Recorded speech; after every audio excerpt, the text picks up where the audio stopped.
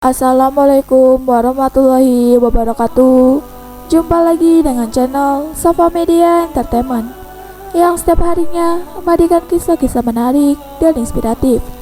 Kali ini kami akan membagikan kisah berjudul Kisah Misi Gua Selarong yang diyakini jadi persembunyian gaib. Sahabat Safa Media, dalam masa perjuangan melawan para penjajah, banyak dari bangsa kita menggunakan tempat-tempat yang sangat rahasia agar strategis dan rencana perang tidak tertembus oleh musuh. Selain bangunan yang terasingkan, konon goa juga menjadi sasaran para pejuang bangsa untuk bersembunyi dari kejaran musuh.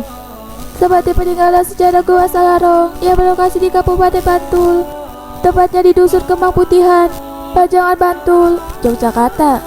Hingga saat ini, tempat bersejarah tersebut dijadikan wisata edukasi karena mengandung nilai-nilai sejarah perjuangan. Sejarah paling terkenal di tempat ini ialah mengenai tempat persembunyian Pangeran Diponegoro. Namun banyak juga yang meyakinkan bahkan para pasukan dari Indonesia tersebut bersembunyi melalui pintu gaib sehingga para pasukan musuh tidak bisa menemukannya. Karena Gua Selarong secara kasat mata memang buntu, namun bagi Pangeran Diponegoro dan para pengikutnya, Gua Selarong merupakan pintu gaib untuk masuk menuju ke dalam perut bukit kapur tersebut. Menurut mitos, itulah sebabnya yang membuat mengapa Pangeran Diponegoro dan pasukan setianya akan sulit ditangkap dan sama sekali tidak pernah tersentuh atau sekalipun terlihat oleh mata pasukan Belanda jika sedang bersembunyi di Gua Selarong ini. Walau pasukan Belanda telah sampai ke kompleks tersebut, namun pasukan kompani tetap saja tidak akan melihat bahwa sebenarnya terdapat ratusan pasukan Diponegoro bersembunyi di dalam Gua Selarong. Pasukan kompani hanya berputar-putar di lokasi dan hanya bisa melihat gunung batu candas yang tidak berpenghuni.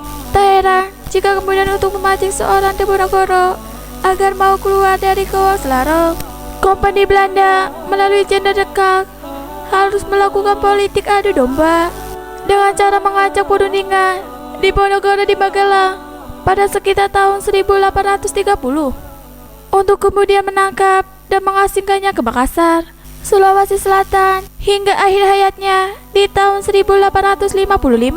Mitos soal komplek Gua Selarong dengan pintu gaibnya yang bernama Gua Selarong ini memang sudah sahur bagi telinga masyarakat Jawa hingga saat ini. Kompleks ini pun terbilang wingit alias angker pada malam-malam tertentu seperti malam Jumat Kliwon atau malam Selasa Kliwon. Terkadang dalam perut Gua Selarong terdengar suara lantunan gending-gending Jawa yang sedang ditabuh. Ada suaranya, namun tidak ada wujudnya. Konon diyakini pada kedua hari tersebut, para gaib sedang berkumpul di tempat-tempat keramat, termasuk di Gua Selarong ini. Pada saat itulah, dari malam hari sampai subuh, tebaran aroma seperti dupa dan kemenyan pasti sangat jelas meruat dari Gua Selarong ini. Selain itu, ada beberapa pantangan yang tidak boleh dilakukan di Gua Selarong ini, yakni meminta pesugihan atau meminta nomor togel, karena jika dilakukan, niscaya akan terjadi malapetaka yang besar bagi lingkungan tersebut. Bencana tersebut bisa langsung terjadi di tempat itu juga, seperti misalnya terpeleset atau terjatuh dari tebing hingga berakibat kematian. Kalau tidak di tempat tersebut, di lain tempat bencana itu pasti akan menghampiri. Demikian kisah hari ini. Jangan lupa nantikan kisah terbaru dari kami. Sampai jumpa. Wassalamualaikum warahmatullahi wabarakatuh.